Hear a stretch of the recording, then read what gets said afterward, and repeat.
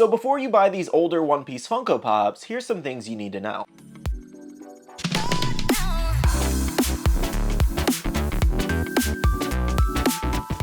Hey everyone, welcome back to another video. So the topic of today's video is One Piece. We're going to be talking about the whole restock situation with these older pops, where the current values are, if it's a good idea to buy everything right now or wait, and much more information. Though before we discuss our topic, we do have our question of the day, and that is, name a Funko Pop in your collection that is wearing no shoes, and I'm going to go with L with Cake from Death Note. So for about a year now, you've probably been wondering, why are the older One Piece Funko Pops so expensive right now? Why is everything going crazy? Why is everybody after them right now? And I can explain that pretty easy for you. So basically, with every single Funko Pop, you have your first run of pops, and then you have your multiple different restocks.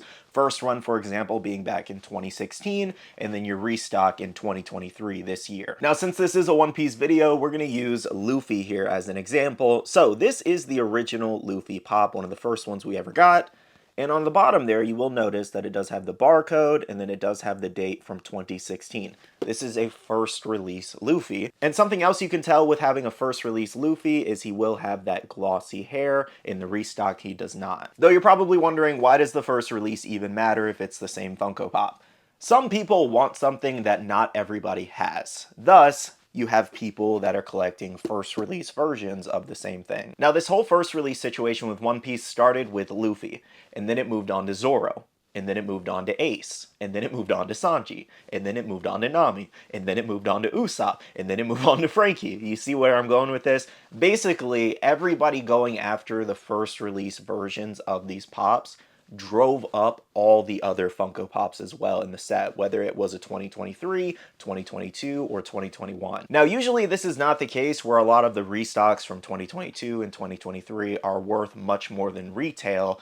But this is a special case situation, because if you pre-ordered any of the older One Piece Funko Pops, whether it was from a smaller shop or Entertainment Earth, for example, you've probably noticed that they pushed back the date multiple times, to the point where some people have been waiting on these restocks to happen for well over a year. And that was a huge factor in this situation, because there was only so much stock on the market for these pops. And once people started seeing that everybody was paying higher prices for these original releases, again, it started to drive up all the other stock, because that's everything that was out there. So basically, this was just a supply and demand situation until recently. Recently, you may have noticed that Ace finally was fulfilled, those pre-orders from Entertainment Earth, and if you'll notice on Pop Price Guide, just about a couple weeks ago, it was in the $100 range. Now it's in the $50 range. All those newer restocks are selling from $20 to $50. Though something important to mention here is that people will still be going after the original releases. So most likely those original release dates will still hold a higher value over these new restocks. Now, another example is Zorro here. So recently we did see that Zorro did actually get a brand new glow-in-the-dark exclusive of the same exact mold.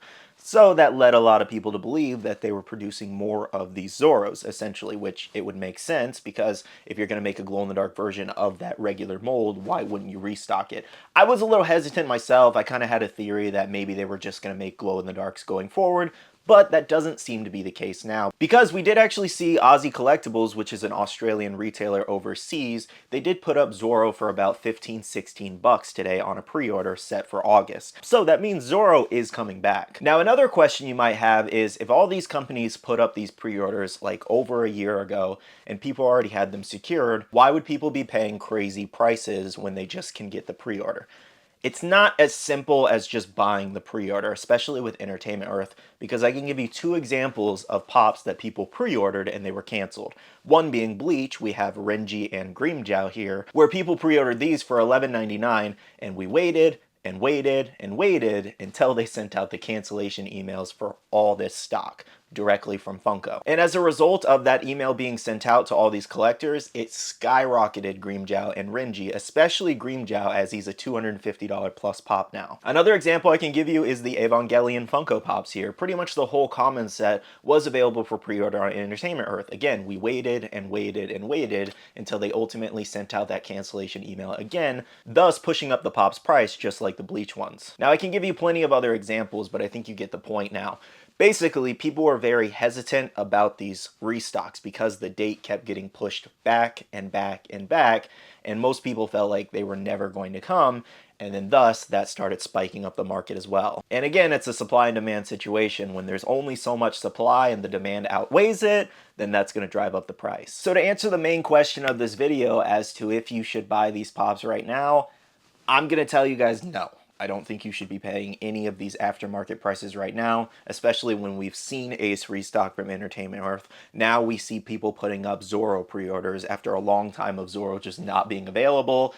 As I stated before, Aussie Collectibles is a huge Australian retailer, and they are saying that their Zorro is going to be coming this August. So it's very likely that we are going to see some more of the One Piece pops restock as well. Now, I'm not saying it's going to happen. I'm just going based off the context clues and facts that we have as of right now. If some are going to restock, why wouldn't they restock the rest, you know? If these restocks do eventually come, I can only boil it down to them maybe having some issues with the One Piece license, or all this stock being caught up in that whole shipping drama in the last few years during the pandemic. That's my best guess on this. Other than that, I really don't understand why this stock hasn't come. Now, while Aussie Collectibles did put up Zorro, I haven't seen any United States retailers put up Zorro available yet. If you guys have seen them, let me know down below. But as of right now, Entertainment Earth, for example, with all those One Piece pre-orders, they are stating September through October, which is actually pretty normal. Usually in the United States, especially as of late, we get everything a little bit after overseas people. Now, one thing I do want to mention, in the scenario where maybe these One Piece pops do not, in fact, restock, the rest of them at least, outside of Zoro and Ace,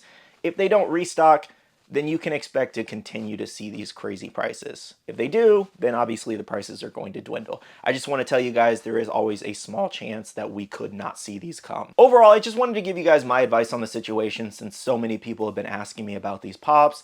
Pretty much my advice is just to wait and see what happens. If we've seen Zoro and Ace coming, it's likely that the rest are going to come.